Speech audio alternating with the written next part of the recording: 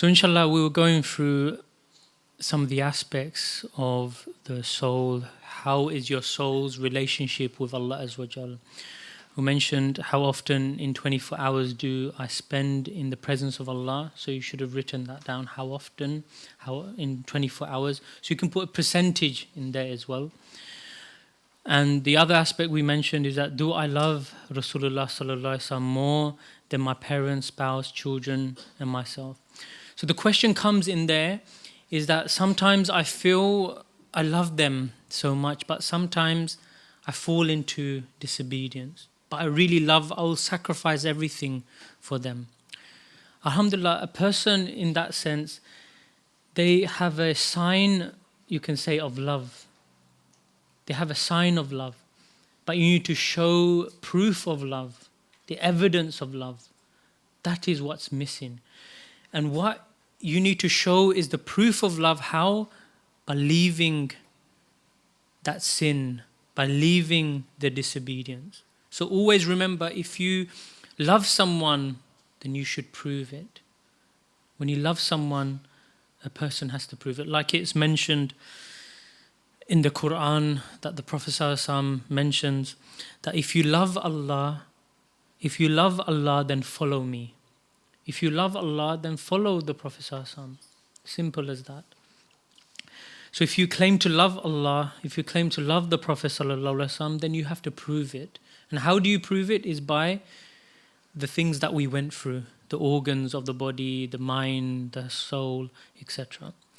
Okay, next part is, do you yearn to save the ummah from Jahannam, hellfire, or am I always thinking about myself? So this is something, what do we mean by this? Can someone tell me quickly what we mean by yearning to want to save the ummah? What do we mean? How can we save the ummah? What do we mean by this? So give people reminders. MashaAllah, that's good. We should give people reminders. But what I mean by this is that, remember, we cannot save everyone. But that's why you have the element of yearning, the want to save, the want to save. Whatever your intention is in the Day of Judgment is as though you saved everyone.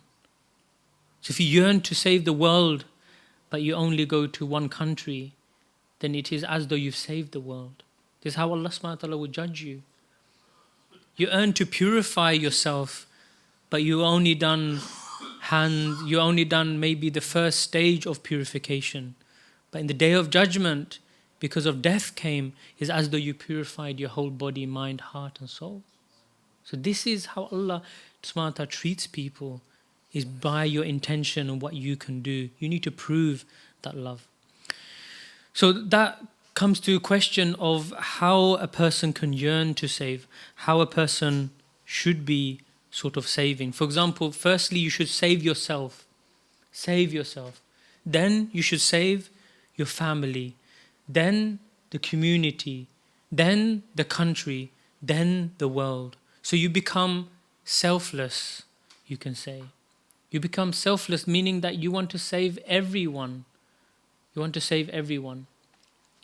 So when it comes to dunya as well, instead of putting yourself first, you put others first. You put everyone combined, meaning that you still actually fulfill the rights of your own self and the family, but you give everything else to everyone. Like Hazrat Abu Bakr Siddiq, he gave all his wealth to the Prophet ﷺ, all his wealth in the way of Allah Azza wa Jal, everything he had. But he was the first to save himself as well, and the first to save all his family and community. He was there to help the spread of the deen and the message. So the next bit, just carry on, is that am I a slave to my feelings or are my feelings my slave? So the question is, who is the master? Is your slave your master? Or you are the master and the slave or the nafs is your slave? This is the thing. The soul is referring to the nafs. So am I the slave to my feelings or are my feelings my slave? So this is the question. If you always go through feelings, This is what shaitan did. He always followed his feelings. What was the end result? He became shaitan. He became the devil. But he followed someone. He followed his feelings. So the best person is that he never follows his feelings. He follows the Prophet ﷺ. He follows the Messiah. He follows the teacher in this path. So if you want opening, then you should follow the teacher, meaning the teacher who's teaching this path. The teacher like Sheikh Ahmad Dabbagh is teaching how you can open your eyes into the spiritual world. You should follow him. So now you should reflect on this as well. So write this down, that am I following this? Am I the slave to my feelings, or are my feelings my slave? So inshallah, moving on quickly. Is there any questions you have on this? So once you've done this, you should do 2 rakats today, inshallah, 2 rakats of Salatul Tawbah, asking forgiveness from all the things that we mentioned relating to the body, mind, heart and soul, relating to all of the disobedience that distracts a person from actually opening his spiritual eye. So you should ask forgiveness from Allah from all the organs, so that at least Allah Azza wa Jal removes this and you can have an opening as well, inshallah. So try and do this, and you should be doing this, inshallah, before our next session, inshallah, tahajjud time. So now quickly moving on, which is the second section, which is the spiritual relationship with Allah Azza wa Jal, relating to the 7 levels of faith. So on this, we'll not go through all of these things, but we'll only touch upon these. But one thing I will be mainly talking a little bit more is the number 4 section here. So Ainul Yaqeen, seeing what you believe, the eye of certainty. This is the purpose of why you are here, which is to open your eyes of certainty, to open your spiritual eye. So there are 7 different levels of faith, inshallah. So number 1 is Ilmul Yaqeen, a certain level of knowledge, certainty of knowledge. So this is basically reliable source with no doubt, such as the Quran and Sunnah. So in here, out of 10, how much knowledge do you know about Allah, the Quran, the Hadith of the Prophet ﷺ? Are you a learned person, or do you just know the basics? How much do you still need to know? So ask yourself this question. Is there more knowledge I need to know about Allah, the Prophet ﷺ, the Quran? Have you read the Quran? Have you read the commentary of Quran, the commentaries of the Hadith? Do you understand what the Prophet ﷺ means by his lifestyle? Have you read the Seerah? So this is the knowledge aspect to build your yaqeen, to build your knowledge point. So I'm just going to touch upon these things, inshallah. So the next aspect is the intellectual certainty, aqul yaqeen. So this is basically covering the conviction, strong conviction, which comes through logistic proof of scientific evidence. So this is sometimes relating to the facts in the Quran, maybe facts in the Hadith, scientific facts. So there is approximately about 1,000 or so facts in the Quran relating scientific facts, which people are still figuring in science as well. So about science, akhirah, is there evidence of akhirah? Am I satisfied there is the hereafter? Do I need more knowledge of this or not? So these are the questions. Ask yourself these things. So if you are satisfied with akhirah, meaning that you know there's akhirah, then why are we still committing sins? Why are we still doing this? Disobedience then. So there is still some aspects one has not maybe covered. So out of 10, how much knowledge a person knows, how much yaqeen in the intellectual certainty aspect of life.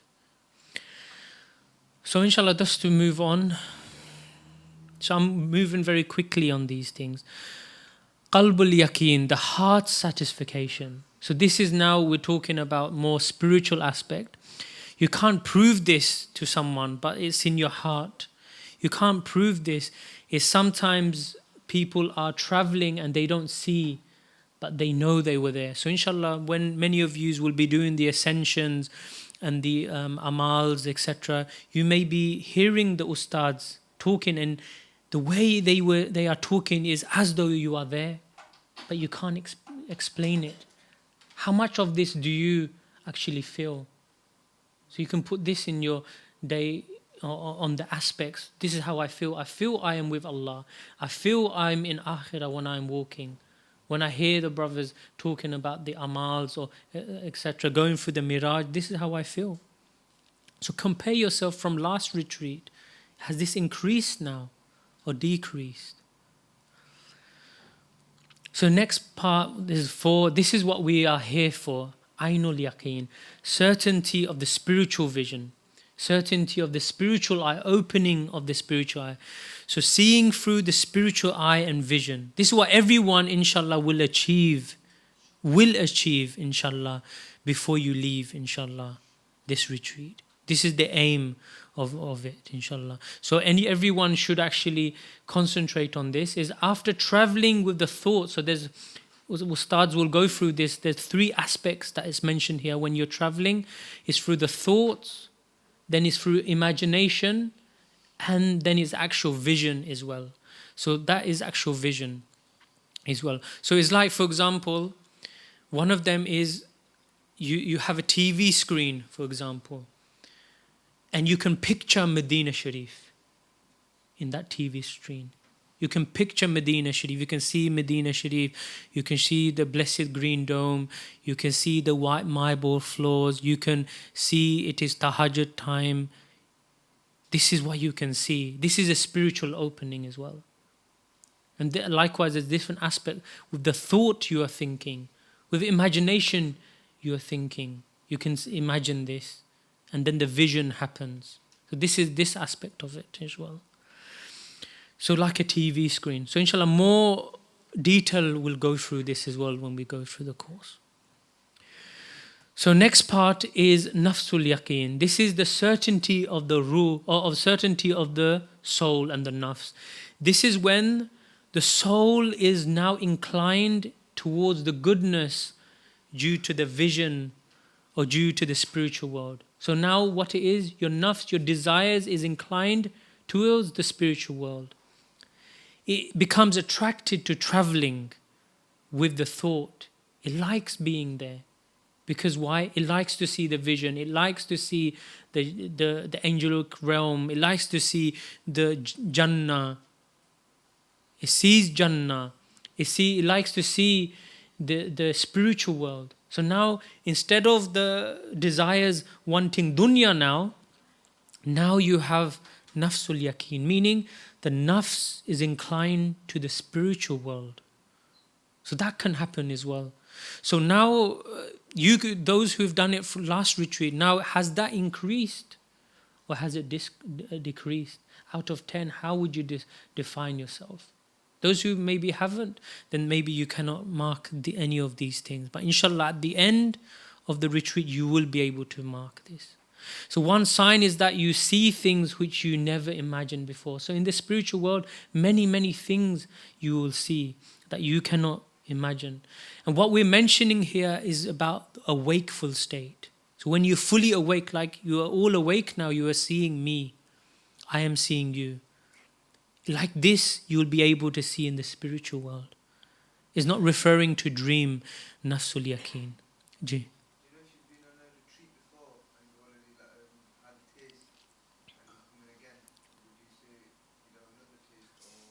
Yeah, so if someone, the brother is saying that you come to a retreat and you've come again, so how would you maybe judge this? Okay, so now has nafsul yaqeen, has your inclination towards the spiritual world risen now from last retreat?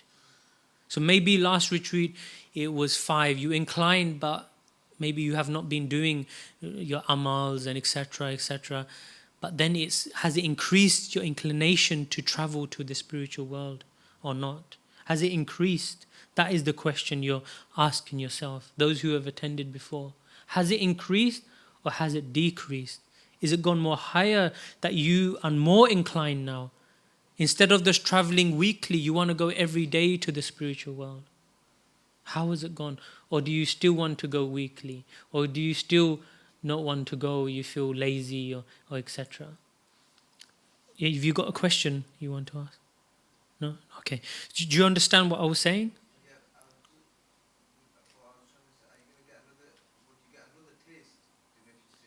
Yeah, this is the whole point of the objective, is to have a taste. If you already had a taste, then alhamdulillah, you should be inclined to increase more, be steadfast even more, and use the blessings of Allah Azza wa Jal. So one is just tasting every day, or I just want to taste, but then you're not doing amal, you're not practicing, you're not improving, but just seeing. Is like watching the TV. I like seeing Medina Sharif, but you never go Medina Sharif. You never meet the Prophet Sallallahu Alaihi Wasallam. You're not doing the things that the Prophet Sallallahu Alaihi Wasallam is doing. So that taste, where has it gone? Where has that taste gone? So the whole point is the retreat now is for many of us who, firstly, people who have not attended, is to taste and feel, experience. Those who have attended before, now you should increase it. You should not only taste, you should experience, but when you return, you should become examples of it as well. You should become examples of the Prophet ﷺ and the Sahabas and the companions, and bring others towards the path.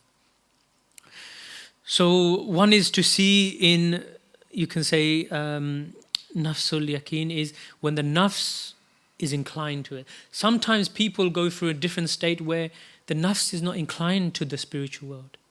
They don't want to see the spiritual world, but they want only Allah Azza wa Jal. That can happen as well.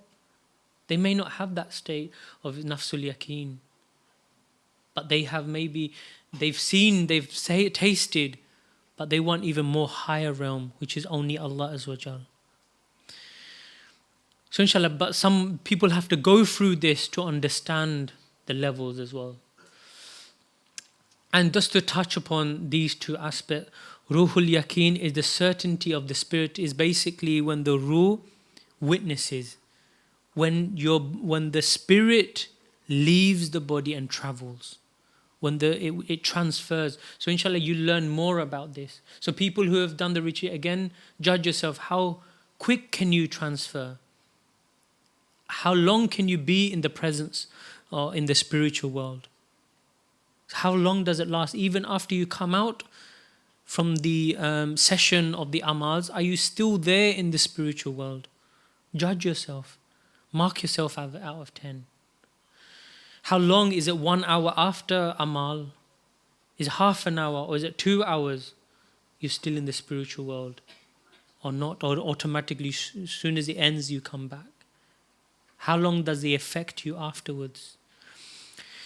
So 7 is the haqqul yaqeen, a certainty of experience. This is when you actual taste.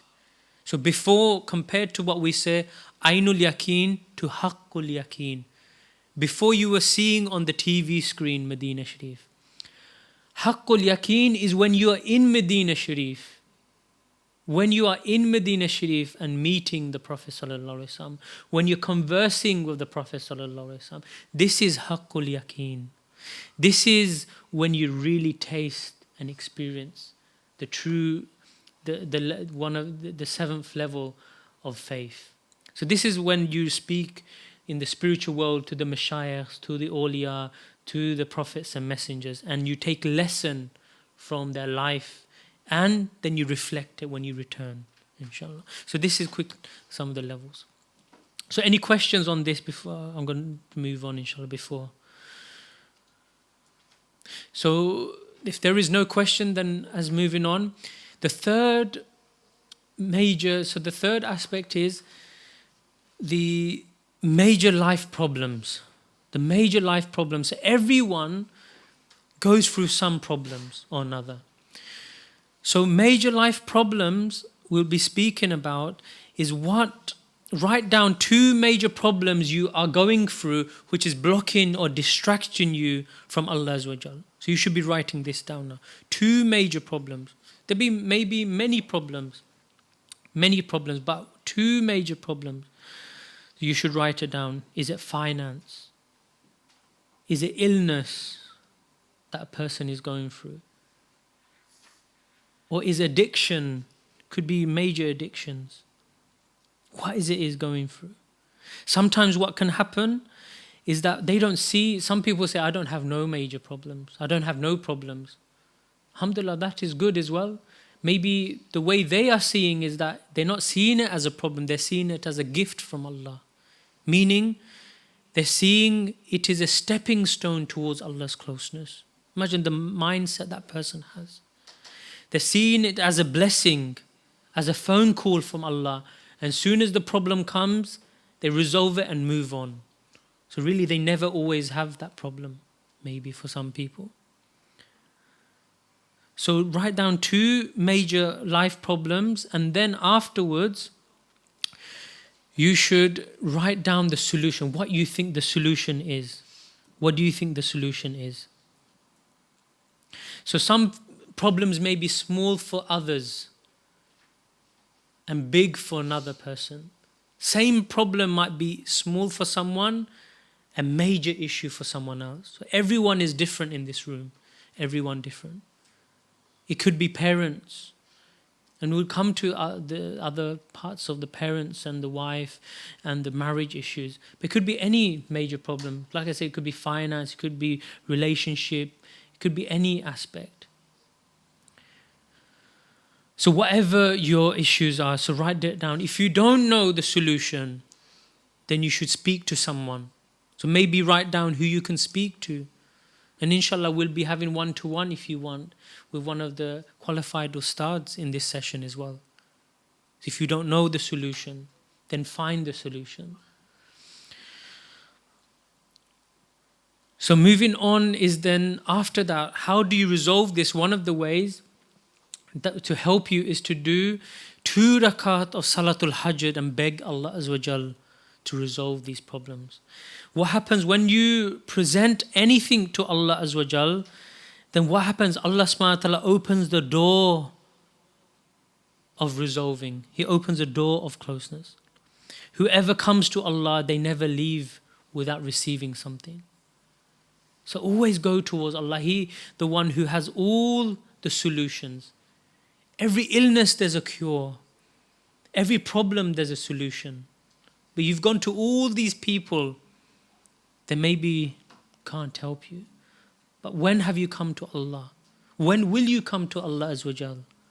Then do Salatul Hajj and come and find help through someone as well.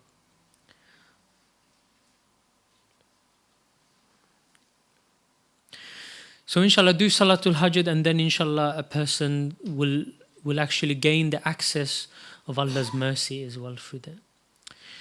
So has anyone got any questions on this? Major issues, major problems that a person is going through and don't know how to resolve. You don't have to tell me your specific one, but maybe something is inside your mind or something. You can also speak to one with one of the ustads as well. So in the Quran it's mentioned is that if you don't know, then ask someone. If you don't know, ask those who know. Allah Azza wa Jalla says, ask those who know. Because then what happens? Allah will open the door of His mercy. Imagine, if you go to Allah, then many doors will open that you never even seen.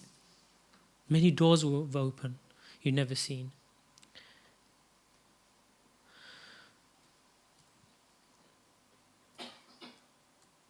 So moving on for the 4th aspect, unlawful wealth. Are you earning wealth in any haram way? So what does this mean? So give me an example of earning wealth in a haram way, someone. How can you earn wealth in a haram way? So selling drugs. So drug dealing and using that money and then, consuming that money through eating, drinking, etc. Anything else? interest, alcohol. So interest, alcohol, all these ways is earning wealth in a haram way. So again, it's going back to even fraud, saying, benefit fraud. All of these are the people's money that people are using. So this is haram as well. Alcohol, whatever Quran and Sunnah mention. So talking about interest, for example, even interest is such a disease that every day, every minute, a person is being punished and sinned of that until they actually leave this. But one thing you can do, firstly make intention. If someone is going through these things, firstly make intention to leave. It's never late.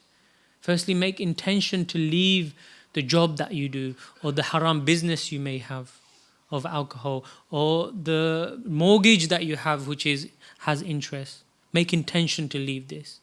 Then find means of adopting. So there's many halal mortgages that person can apply. Counsel you can bank accounts and tell them you don't want interest in your banks. So there's so many aspects. Then after that, do Salatul Hajj. Ask Allah subhanahu wa ta'ala for help. Then try everything you can to do it. Then what will happen? The doors of mercy will open. Allah subhanahu wa ta'ala will find a solution. Why? Because you have asked Allah. You have asked help from Allah subhanahu wa ta'ala. So ask yourself, so is there list them? Another aspect, are you spending wealth in a haram way? So what do we mean by spending wealth? Now, again, spending wealth, what do we mean? So gambling, spending. So use money and you're spending it, wasting it. Like again, going back to drugs, buying. So all of these aspects. So in this, you should seek guidance if you don't know how. It's simple as that. If you don't know how to do it, then seek guidance. Inshallah. Is there any questions on this? It's very quite straightforward, this. So then you should write down the solutions, inshallah. So I'll give you 1 minute, inshallah, if you write down solutions on that. So after all of this, you should do 2 rakat Salatul Hajj and ask Allah subhanahu wa ta'ala for help. Then the help of Allah will come. The help of Allah subhanahu wa ta'ala will come. Like we mentioned, the doors of mercy will open for the person. The doors of solutions will open. Any questions on this aspect? Okay, next question. Next obstacle that people go through in the spiritual realm, opening, is marital problems. People go through marital problems. So this with those who are married, obviously, it applies to them. And we're talking about lawful relationship. It means someone who is married in this sense. Someone who has girlfriend, obviously then he would violate this. It wouldn't apply to that. But specifically on this, are you going through any major issues in your marriage that is distracting you from Allah Azza wa Jal? Is there any marriage problems? And then afterwards, write down the solution for each one of them. So for example, what could it be? Person, lack of communication. Maybe there's not enough communication in the marriage. Maybe it's lack of interest. People are doing their own things. The couples are doing their own things. They're not interested in each other. The lack of intimacy, spending time together. The lack of friendship and closeness that they have. It could be this. Or it could be really that they're always rowling. They're always swearing at each other. They're always, conflict. So one thing I will tell you, just to summarize this marriage aspect quickly. So if you imagine that the husband is on a cliff, okay? The husband is on a cliff and he's lying on the cliff and he's holding his hand down and his wife's pretty much holding on to his hand. She's really falling down from the cliff and the husband is holding the hand. Imagine this image. This is how marriage is. I'm going to explain to you. The marriage concept is that the husband is holding on to the wife on the cliff, and the wife is holding on to the husband. At the same time, the husband has a big rock on the back of him. And on that rock is such a big rock that his back is bleeding. He wants to let go, but he doesn't. At the same time, the wife is holding on to him, but on the cliff, there's a snake which is biting the arms of the wife constantly. And the arm is bleeding, but she does not let go either. So each one of them is going through pain, but they cannot see each other's pain. So the wife is looking up, she cannot see the pain that the husband is going through, where he has a big rock on top of him and he's bleeding, his back is bleeding, his spine is broken, but still he is still holding on to her. At the same time, the husband is holding the wife, but below, because he's holding the wife, he cannot see beyond his own hand. Below it, next to her, there's a snake that is biting her hand again and again and again, but she is in so much pain, but at the same time, she is not letting go as well. So what is these things? Meaning that the husband is going through hardship. He is under so much pressure in dunya. He's doing everything he can to hold on to his marriage. The added pressure at home, the added pressure at work that he is going through. At the same time, the wife, the snake is biting, the people are pestering her. Oh, you should want this, you should want that, this is your right, etc., etc., etc. Telling her to have these things, but she's still holding on to him as well, even though she might be saying things as well to him. So this is like the concept of marriage, but they never let go of each other. This is a true marriage. They still hold on. They still work things out, no matter what they go through. So inshallah, obviously if it's related to other aspect of, physical harm and etc., then that's a different total aspect. But I'm talking about the normal things that people go through, major issues in people's marriages. But at the aspect, if a person is going through marriage or relationship problems, then they should speak to one of the trainers. We have marriage workshops as well in retreats, in other workshops as well. Next month or so, you can speak to one of the trainers. They have, inshallah, consultations as well that is offered for free of charge sometimes. Usually it is. So if someone is going through marriage, don't suffer in silence. Get help. Because shaitan wants to separate. They want the hand to be let go. They want the people to break. Because with this, families are torn apart as well at the same time. So inshallah, write down your solutions, what you think it is, and what you know, and sometimes you know what it is. And it should not be, as it's mentioned here, it should not be something that the spouse should do. Oh, she should do this, or he should do this. No, it's something that you should be able to do as well. And this moving on, do Salatul Hajjad as well. At the same time, you should ask Allah subhanahu wa ta'ala for help and resolving the problems as well. And the sixth one is, are you going through any major issues in these relationships that distract you from Allah Azza wa Jal?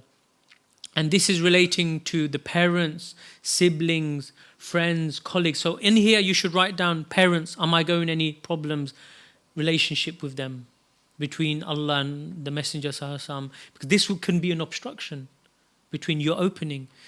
Likewise, family, spouse, colleagues, write it down. Any of these things, am I going through? Is it a person? Write the person's name down. Because why? Because if a person has problems, the closest people to him, he cannot get along with, then why would Allah Azza wa Jal allow you and me to be in the presence of His most beloved in the spiritual world? This is what you have to ask. So you should resolve the problems with your own family, the people who are close to you. Then it will become easier in the spiritual world to be close to the Prophet ﷺ as well. So any questions on this aspect? Have you written it down? What the major issues are with family, siblings, colleagues, friends, if there's any distractions? And the last aspect we want to go through is submission. Submission to the teacher. So this is very important, this aspect. This is like the circle of everything, really. Like you have the points, this actually goes around all the points, is submission. If you have all the aspects covered, but you don't have submission, then the opening of the unseen will not happen. As simple as this. Submission to the teacher, what do we mean by this? It means focusing on the teacher fully. Focusing on the teacher, not just half-heartedly, not just, sometimes, not just, okay, I'll do it for a little bit, but see what is mentioned in the retreat, then I might follow it or not. Or it might be, I know this, I've heard this, I usually pray like this, I usually understand it like this, so why are the teacher mentioning like this? You should forget all your intelligence. You should forget everything that you know. You should leave everything behind. This is how you submit. You submit with your intelligence. You submit with your spirit, your mind. You submit with all aspects of life when you come to the spiritual opening. So you're following the teacher and the guidance and the instructions in the spiritual world wholeheartedly. This is the key aspect, wholeheartedly, not just half. This is why it's mentioned, Sayyidina Abdul Salam bin Mishish Rahmullah, he mentions to Sayyidina Abu Hassan Shazali is to leave everything behind, then come to me. Leave everything. This is where the message comes. Leave your intelligence, leave your knowledge, leave everything. Because they are in the field. They can take you somewhere. They've been. It's like, for example, you want to go on a journey. They've been to this world. So if you want to go, then you should submit. It's like, for example, many people in this world, they travel to most harsh environments like the lands of forest where they is in danger of animals, etc. And celebrities want to go to these lands. They want to go to, spend time with adventurers because they know they're in the harshest land, the dangerous animals, the tough climate, but they need someone who's expert in that field. So they hire someone who's expert. They don't hire anybody. They don't hire someone who they found on the streets. They hire someone who is specialist in that field. Specialist. This is the key thing. Specialist in that field. And who is specialist in the field in meeting, to opening your eye of the spiritual world is the Mashayikhs, i.e. Hazrat Shaykh Ahmad Dabbagh. So you have to fully submit to their teachings and what they're saying. If you don't, then it's not going to happen. All we're saying is you should at least follow everything that they are saying 2-3 days, the time you spent in the retreat. Even what we're saying is even respecting all others, meaning following one teacher only. Meaning now, lots of people have teachers and mashayikh. It doesn't mean to leave them, meaning don't love them. We love all our teachers, but follow at least one teacher that can take you to the spiritual world. Follow one. Someone who's been there before. Someone who's specialist in that field. So this is because if you have not traveled and it's taken you years, you have one teacher already, that shows you haven't traveled. That is a sign that, okay, find someone who can take you towards the spiritual world and spiritual opening. So in this, what it means by submission, not just submit your knowledge, your heart, but also your ego. Leave your ego behind and give your love and your company and fully submit. So inshallah, I hope everyone understands this last bit, because it is one of the most important aspects of this, is submission. A lot of people do all the things, alhamdulillah, they don't have aspects of all the other aspects of obstacles, like these we mentioned, but they don't have submission, and they can fail in traveling towards Allah Azza wa Jal.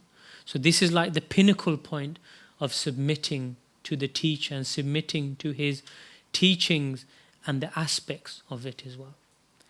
So does everyone understand what we have mentioned? Is there any questions that we mentioned relating to what we've mentioned now, or relating to all the 7 obstacles that we mentioned? So firstly, I've taken a lot of time, but I thought it needs to be detailed, because you have all sacrificed your sleep, your weekend, your family.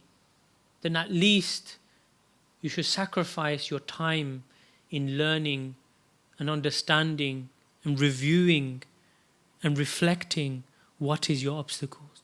So at the end of this session, you should know what is stopping you in reaching Allah's closeness, meaning reaching the opening in the spiritual world.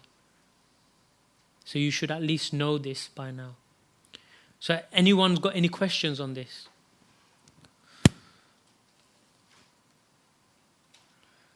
So if there is no questions, inshallah, then we'll move on to the next session, inshallah. The Ustaad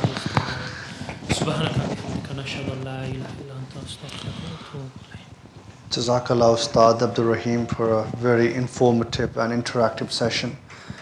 Now we have one more session, and that is called rest. And inshallah, we're going to break up now, and it's highly, strongly emphasized that you take this, make the most of this opportunity to rest. I know many people are tired, but sometimes people are tired in class, but as soon as they get outside the class and they lie down upstairs, the phones are out, and they start chatting between themselves, they start feeling fresh again.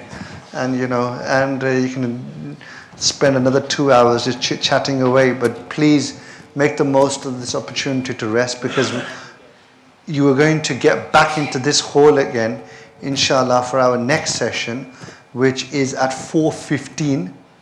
But you are recommended to come beforehand at least half an hour to pray your tahajjud, right? So as I said, this is a weekend where your normal pattern will be severely disturbed, turned upside down. So by the time you go back home, inshallah, getting up for Fajr, for those of you who are struggling, will be a lot easier. So if you're reading Tahajjud here and Fajr, then by the time you get home, inshallah, Fajr will be a lot easier. So 3:45, it's recommended you come to the main prayer hall for Tahajjud and be ready for the next session, which will be led by our Ustad at 4:15. So, Brother Gulfam, is there any special sleeping arrangements that I need to notify the brothers about? They bring all the bedding.